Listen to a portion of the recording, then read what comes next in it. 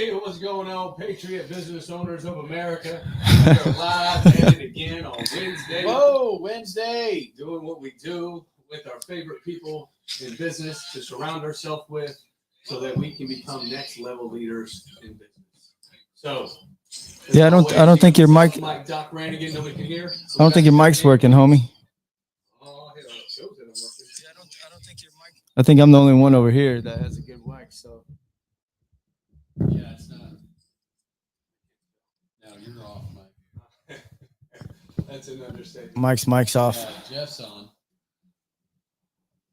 Turn it off. Turn it back on. No, Can you pull the plug on your modem and reset it for me?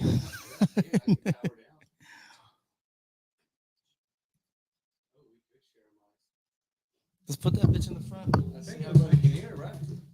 Hold on. Figure it out in life. We're gonna get live until we fix it, folks. This is do you do what's right? Yes, we just keep going as a shit. Are we mediocre? I think yours is working now. I think I powered it down. Hello. Popped it back on. Yes, we just keep going as a shit. Are we mediocre? I powered it down. Hello.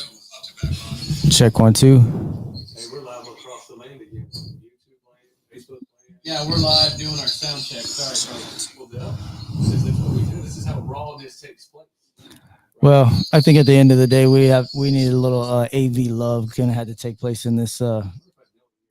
I think our mics are hot now. Trap room you have for the office here. Sorry, Keith.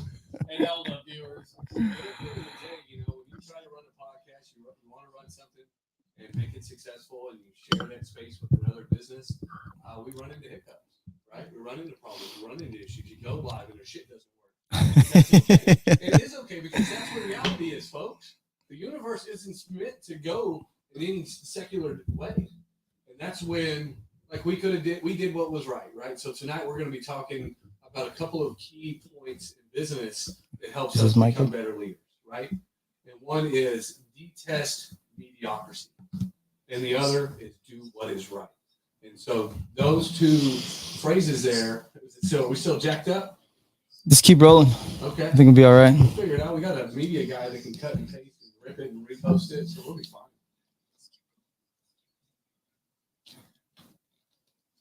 He's waiting for the delay. Oh, no. The NBC delay. I think yours is completely off. I think mine is too. Stand by. I think there's another mic. Always off. Does it need a new battery? Hey, but we got live viewers. Maybe we got a Wi-Fi problem. Go. I am going. I got it. So now the mic has a mic, and now everybody can hear Mike. You know, and that's what's important. We got these all day, folks. Man, it's been one of those days, Casey, you know, where success was out there. We definitely weren't mediocre today. Let's do a sound check. Want to do a sound check? Can everybody hear us?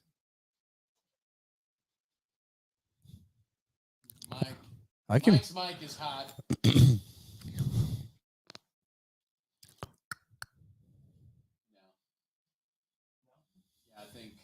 I think we're trying to push this, and these mics are.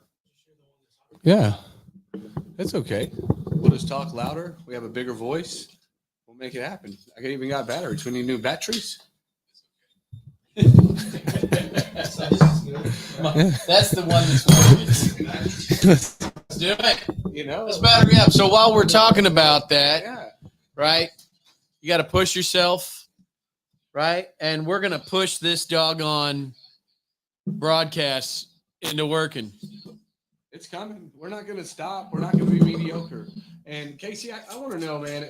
I detest mediocrity. You know what I mean? And that's a big statement. Well, and let me tell you why. Because when I think about it, it reminds me of times when I accepted mediocrity from myself, right? I let myself have a pass, right? When I didn't. Well, I think what I'm hearing you say, Casey, is that you let your past almost define you. Because we all have a past, no matter if we wish to close the door on it, no matter if we wish to leave the door open and share it abundantly with people, we still have a past. But how do we react to our past? Well, you Are we mediocre? you gotta let it be fuel, man. Gotta be fuel. You gotta let it be fuel, and you can't let it control your future. You can't let it, all three of us, four of us, five of us, counting Ben, we've all had a scrape. We've all had some big thing. Check. I think we're good with that one. I don't know, but you're sitting right next to me, so it works out. I can hear you fine, Casey. Everything's gonna be all right. Yeah, I think it's gonna be all right. I guarantee it, man. And this is probably going to be our greatest live ever, because people get to view it. People get to see it. They didn't we didn't close the screen and go, oh no, I don't want anybody to see us fail. Oh no, I don't want everybody to see our mistakes. You know what I mean? This shit happens. We do this for fun. We do this for for entertainment. We do this for you guys. We do it for ourselves. So whatever happens inside this room, we want to share that. And when we first started this thing, we were like, hey, we're raw. We are going to keep it real. We're not going to sugarcoat shit, and we're going to just keep it the way it needs to be, regardless of what hiccups fall in our lap. Fair, Jeff? That's right. Simple. Yeah. So one, hashtag sorry, Keith. Two, right? We're going to keep pushing through, just like you do in life, just like you do in business, because No, it ain't working.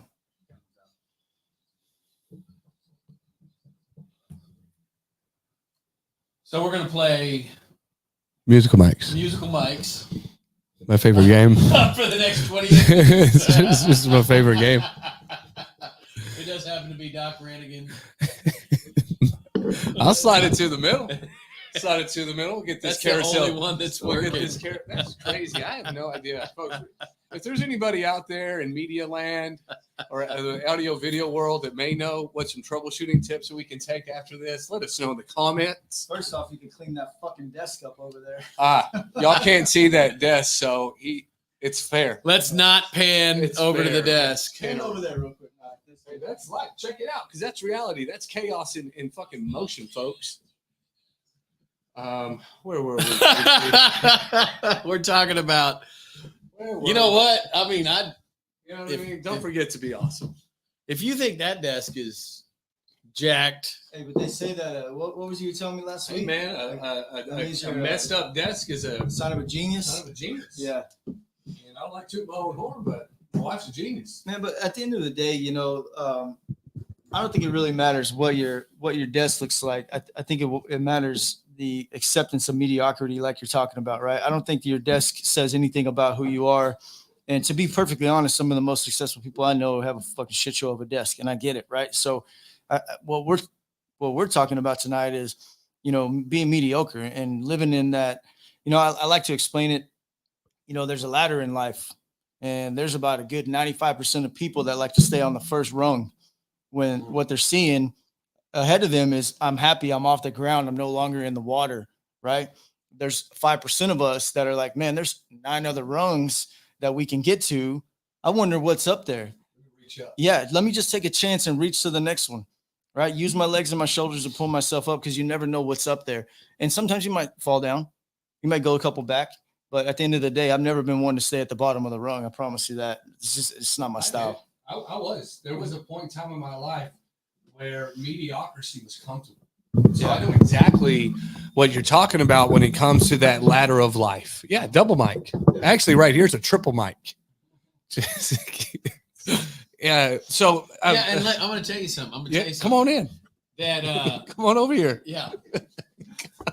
So let me tell you something. It's not a conjugal visit, Withrow. It's just we're just getting close with the mics. Okay. So I'm going to thank my 7th grade teacher, Irma Galloway, who rode my ass like Zorro. Sorry, Keith. That's a memory like an elephant. To Just saying. get my shit in one sock. Sorry, Keith. Because I was disorganized and lazy. And I had a desk that looked like just was a shit pit. There's no other way to describe it. And I was underachieving. And you know what? A couple years later, I had it all turned around. And I actually sought her back out to thank her for that lesson in organize and execute, right? And it doesn't take a lot, right? But it speeds you up. And anytime you're speeding up, right, you're compressing time, you're hitting a free throw, right? And you're getting further and further away from mediocrity. And look, an organized desk, I don't think it means a lot, but when you've just got stacks of disorganization everywhere, then you better check it. It's going to slow you down sooner or later. That was the lesson from Dr. Galloway, right? The lesson was you have to go through all these piles of, you don't even know what they are, to get to the work product that you've got to find to accomplish this little mission, right? So it's okay to be in the middle of some organized chaos but we also see that desk squared away from time to time, right? Man, we see that desk locked down tight with nothing on it, right? Clear and or sometimes it has checks on it, right? You're in the middle of, but that's okay. I've never seen that. Hey, I'm going to tell you what, I got a second desk just to move my shit from one desk to the other. So at any given time, I can have one clean desk. Hey, look, my desk is clean. I said, man, you got a second desk, you just push it all over to the second desk. That's not perfection. Even me being the planner, the organizer, the crazy OCD guy with plans and stuff like that, I have what some would call a disorganized desk. But my process, everything has a place for it. You know what I mean? So while you're out there looking around for organizational skills and stuff, look at everybody, man. Everybody has a different way to do it. There's no one size fits all for organization. The bottom line too is to find a way to get organized. And I'm doing that right now. I mean, you guys can't see on camera, but you guys can see this piece of paper on the wall. You see this piece of paper over here on this desk. Right. So we're talking about detesting mediocrity. The word detest, and I'm surprised Casey hadn't already Googled it and thesaurused it, you know what I mean, and figured it out. But to detest something is to just really loathe it, right? To not really want to participate, right? You just want to stray as far away from that dark alley as possible. But why is it so often we get caught up in mediocrity, right? We have no sound again. No, that one's hot. This one's still hot because no clue. It's China. I blame it on China. I'll talk louder. So when you're stuck in mediocrity, you obviously are not doing what is right. I wouldn't say not doing what's right. Okay. So hear me out. Hear me. Stuck in a pattern.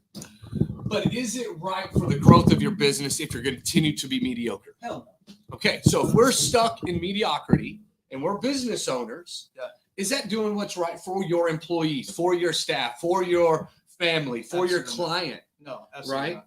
And so that's why David Goggins, right, came up with this kind of these mental attitudes, if you will, right? Do what's right so you're not mediocre, right? Because it's hard to tell to be transparent with somebody you love, with the potential client that has a lot of money, right? Or somebody who has like big ideas, but you know their budget. You got to just be like, look, Mike, see, you want to subwoofer in your damn walls.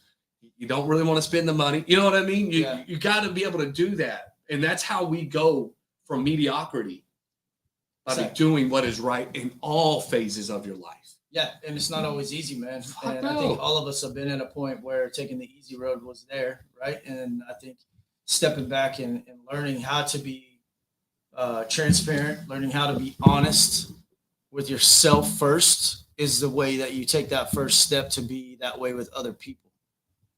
Would you agree with that? You got to do that first with yourself, right?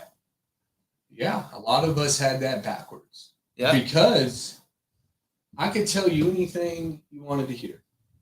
And I could tell it to you with dead eyes, laser focus. You know what I mean? I was good, right? Because I was trained to be good growing up. Again, we've retrained our subconscious mind. We've already talked about how that takes place. Yeah. But you do have to be honest, because when I was getting into honesty, self-evaluation, and I was looking at myself every day in the mirror, and there was times where thoughts would come up and I'd look away, right? Because I was like, man, I don't know if I almost wanted to continue lying, right? Because it was easy. I didn't want to face that fucking demon. that thing looking at you in the mirror and you got no respect for it, right? And you're completely dissatisfied with that individual. and you're just gonna take the easy right? You Let's go shove it deeper. stuff it down, right? And we know these things in mental health care now. We call it stuffing. We literally call it stuffing. Where you take all this negative emotion and you just compress it and don't deal with it. Right. And that's mediocre, right? That's a definition of that, right? Because you're giving yourself a pass. Mm-hmm. All right, Mike, that didn't go right. I'm gonna give myself a C on that. Well, the same could be said with your business when you're facing challenges in your business. I know that a lot of people say, oh, year 1 and year 2, they're the hardest ones. I'm here to tell you bullshit. I think year 1 and year 2 was a breeze compared to year 5 when it comes. Excited. Well, you're excited, but year 5, you hit a mark where, and for me personally, where I'm like, okay, what's next? Like, am I doing enough? I actually just sat down with my wife yesterday and go, am I really a business owner?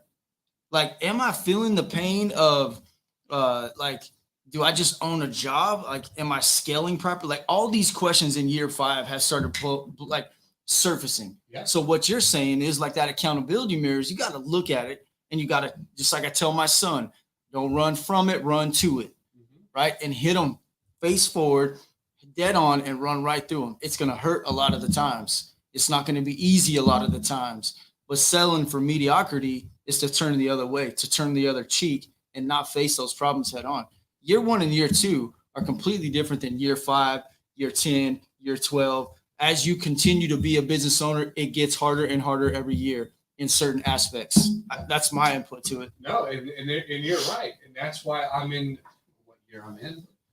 8-ish, somewhere around there. Well, you weren't in 7th grade when he was, so, so you're not that far back. yeah, I mean, we're close. For some reason, I feel like I'm growing, aging faster than you right now. No, you see that? I saw a picture of this fool the other day where it was us at Bob, and man, he was just no grays at all. And I'm like, holy Moses, man. You look like Moses now.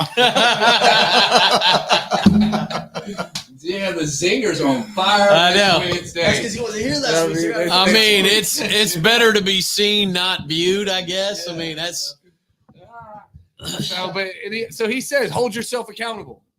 yeah. Right? That's hard. You know why? Because it's my will. Right? It's typically my will that's trying to hold me accountable. So that's why you get those bumper stickers. Jesus, take the wheel. You know what I'm saying? Because that sometimes has to happen. It has to happen. Right? There's things that I had to realize as a business owner that I cannot control. Material inflation cost, material delay. Right? I can't control that shit. So what are my fixed control measurements? How you plan for it, how you forecast for your equipment, how you stack your cash flow so you have the ability to get inventory, all the things Right. behind the scenes. But that doesn't sound like a mediocre person, No. right? Because you want to go to that next level. Yeah. We want to think 5 steps ahead. We want to assume almost worst case scenario. So when it does happen, like we're prepared. It's almost like you're a doomsday prepper for business nowadays. You really have to be. Fuck, we hit COVID to fucking to material inflation to freaking people not wanting to work. I mean Yeah, Evan just threw some magic up on the board. You control your response. Yes, for right? sure. Right. And just think about the lesson like 2 years ago. That was a hard ass lesson, really hard lesson. And if you're an employee or an employer, you better overused word. You better fucking pivot, right? You better have a plan to keep the lights on, to keep feeding your family, and yeah, doomsday prepping for business. And think about it. It wasn't just that long ago, 8, 9, and 10, that the economy tanked in a way that it hadn't. And I was talking about this the other day. Just think about this for a second. We've had 3 major changes to the way we allow investments in the United States. The stock market crash of 1929 was the first one. They passed the big old law, right? That law was good until the Enron scandal. They amended that law, called it the Sarbanes-Oxley Act, but it basically amended the law that had worked for about 90 years. And then just a few years later, more scams in the housing industry, right? 8, 9, and 10, global economic collapse, right? And they had to change that law even more. Now we've got global pandemic to prepare for, right? So you got to be prepared for those moments where your business could be starved for cash flow, stressed for materials. Like you got all the cash flow, but you can't touch it because you don't have the materials to complete the work. And all the stimulus money you can handle. Right, but you don't have you can't find the team. Yes. Right, you can't find the team to complete the work. Yeah. Right, Yeah. so doomsday prep for business. You know, touching base on what you're saying there, and I've been dealing with it for a year and a half now, and I'm sure a lot of people have. What kind of sparked an interest in that conversation right there for me was, yeah, man, like I have a great pipeline, right? But the way I do my billing process, I don't get my final check until my client's happy and we're done. That's why I have a strong brand. So yeah, there's always that moment of, wow, there's some outstanding billing that needs to take place, but damn, I can't get that product right now. So what I've done is I've created extra value for clients in different ways. Yes. I've always gone above and beyond just our styles, just how we roll. But there's the little things like, and I'll just use an example, a patio TV, something very simple for us to do. Just throw a LED strip behind that TV on that patio for that guy that he had no idea you were going to do. And that way, when he turns that football game on tonight, bam, like that little added value. No, but in just saying in general, so you just have to find different ways to provide value when you stay, number one, communicate with your clients, 100% communication at all times. And make sure that they know. I actually just posted a video today on IG and Facebook that Evan and I did talking about this topic right here, about how we Black Level AV do this, and this to, not be mediocre with how we deal with our supply chain and our clients. So you have to stay on top of a lot of things in business or you'll be at the bottom real quick. Yeah. Because if you're mediocre, you better have it in your heart that you hate it. Right. Hey, look, I'm going to tell you something. You want to be successful at any level as an employee. Look, some really good piece of advice that I got from a mentor many, many years ago. Even when you're an employee, you're still in business. You're in the business of you, right? And when you do the job right, when no one's looking, this is the guy who taught me the phrase, it's a little paycheck to your heart right here. Right? That's the most valuable thing you can pay yourself, right? Every day you're getting up and you're feeling good about the things that you're doing that impact not only yourself, your ability to get that check on the 1st and the 15th, but whoever's life you're touching as an employee, right? Whatever. Look, man, we're all in customer service. If you don't think you are, Sadly mistaken. that's a reality check, right? You're in customer service every single day, regardless of interaction. Yeah. Right? Because humans need to understand, like, we only get one. That's it. We only get this, what we have. And if you walk around freaking RBF and sad and angry and hostile, right, because of choices that you've made in the past. What do you call it, sad panda? Yeah, sad panda. You know what I mean? Just, it's nobody else's fault but yours. Yeah. Once I began to hold myself accountable, I took power over my mind. Right?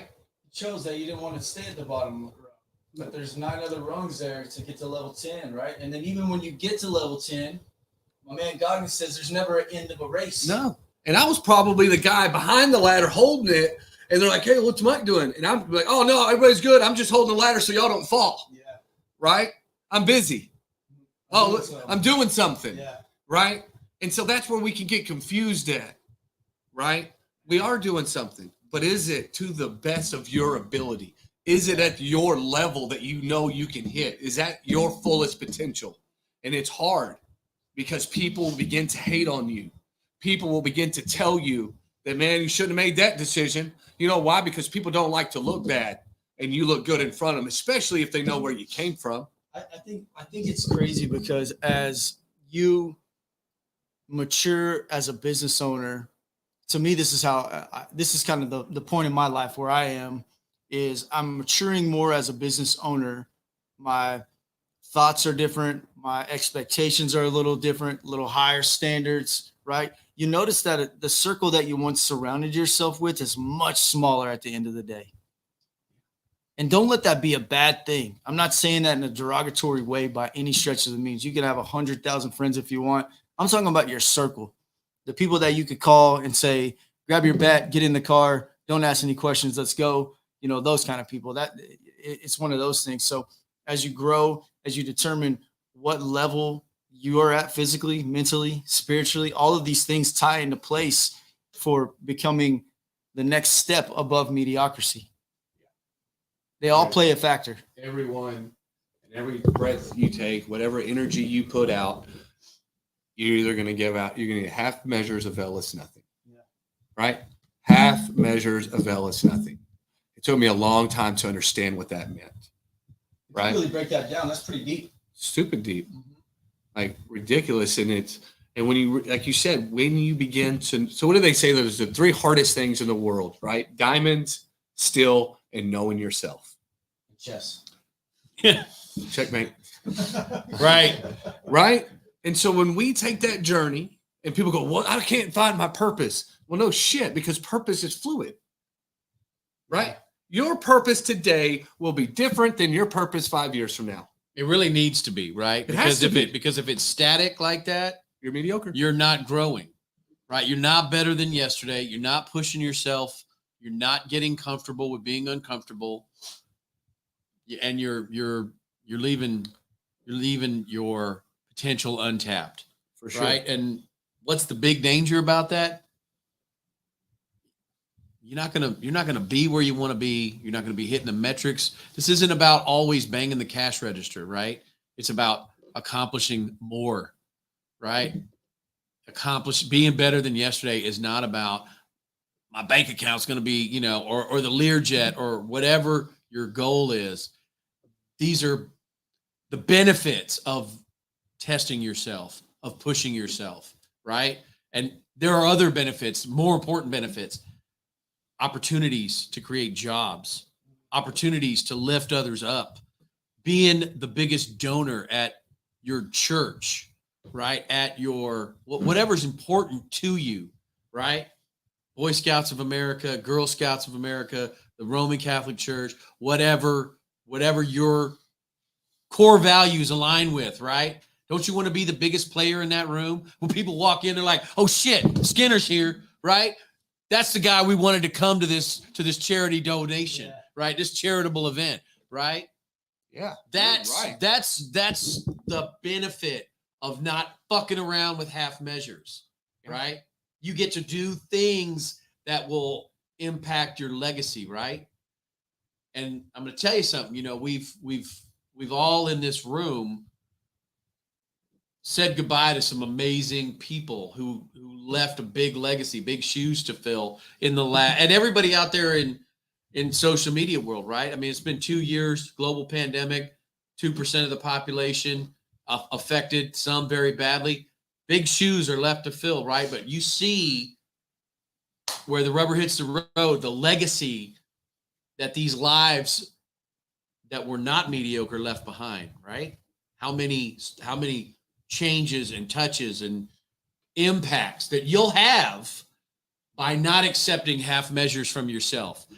Let me add something to this real quick, because while we're sitting here talking about this and I was listening to what you were saying, I couldn't help but think about, and I'm not going to call any names out right now, but I'll just blanket statement this. If you come to someone for help, if I go to Doc and say, hey, I need some help, and Doc says, hey, okay, do this and this, and then get back to me and let me know how it goes. If you don't do this and this, the odds that someone's going to chase you down to help you become great are 0. Right? So if you're looking for help and someone's giving you that help freely of their own accord, and they're doing it because we really want to see you succeed, you might want to take note and actually take some notes and do what we're asking you to do, or I'm going to do what I'm asked to do because at a certain point, the people that want to help you will no longer want to help you. So keep that in mind. Yeah, I would tell you what, everybody in this room loves to teach, because one way to become a master of anything is to teach, right? And we all want to be the most, we want to be dominant in our business space. We want to be the masters of our future, of our destiny. And we also want to lift others up, because there were people who, like, we got some at-bats that we didn't fucking deserve. Right here, right? Judge Barbara Hervey, you know I'm talking to you. Thank you, Judge. I didn't deserve that. I'll never be in a position to repay you. You gave me an at-bat. Thank you for that. Chief Cosetta Calloway took a rolled the dice on me that I would be a worthy, not even a square knot sailor, just a worthy sailor, an able-bodied sailor, right? Back in 1992, right? I didn't deserve that at-bat, but you gave it to me. Thank you for that. These people cannot be repaid. So how you pay them back is you pay it forward, right? You continue the legacy that was shared with you, maybe undeservedly. Maybe you got every at-bat that you deserved. I don't know. Maybe you got some you didn't, right? But you need to pay that forward. Half measures ain't going to do it, right? Being mediocre is definitely not going to do it. Not going to do it. I mean, we can sit here all day long and tell you what's not going to work. And we're not here to tell you what's going to work.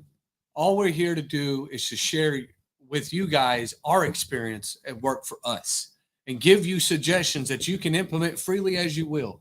Because, folks, this is doggone America. You're as free to do as anything that you want. So if you decide to sit at home and bullshit and you wonder why and you put the little tag on there, oh, must be nice. It is nice. Okay? It is. Because at a point in time, it wasn't nice. Right? At a point in time in my life of being mediocre, of lying to myself, of not knowing what I stood for, it wasn't nice. It was a bunch of shit.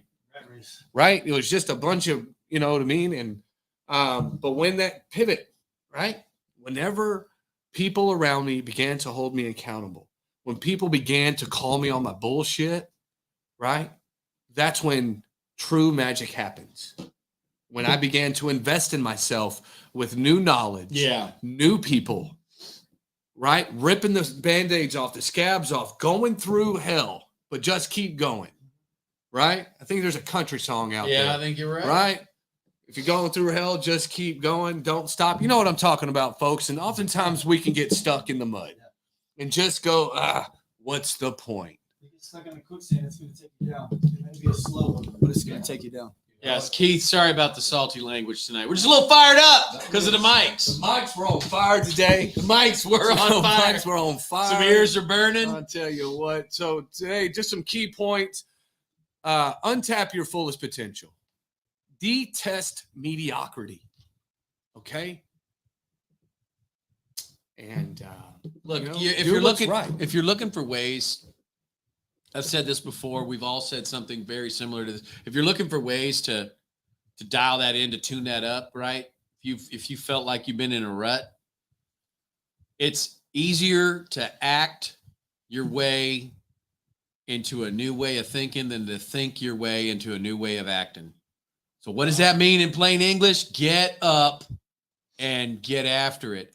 If that rut is holding you down and you're detesting that mediocrity, you got the accountability mirror, you got your Post-it notes, and you're not hitting these metrics that you want to hit, start taking action. Act your way into a new way of thinking instead of, what's that saying? Paralysis by analysis, right? It's so much easier to start taking action than it is to think your way into taking action. That's brilliant, man. There's going to be some really good takes, so we're excited for that. I believe there's some really good information. This is probably one I'll probably sit back and really watch, because some of the information that came out while that synergy was flowing amongst us, there is just very impactful. I have a really poor memory, unlike Casey, who remembers second graders and whatever. I don't know how he does it, right? And I'm just floored by his memory. Yeah. Like, I'm just like, I really regret some shit that I did when I was young, because now that stuff that says kids don't do drugs when you're a kid, it's true, because you end up 40 years old and you can't remember. Can't remember shit. Or you stand too close to bums. Whatever. Both of them suck. Either way, they both suck weekly. So like we said, we're going to 30 minutes. Punch you guys right in the jaw with information, excitement, and energy. Leave some comments in the section. Yeah, we want to hear about your wins. Remember, Wednesday is for what? Winning. Right? And tomorrow's $10,000 Thursday. And Fridays, just fuck off, okay? Fridays play again. Do it again Friday. Anyways, if you can't be good at it, folks.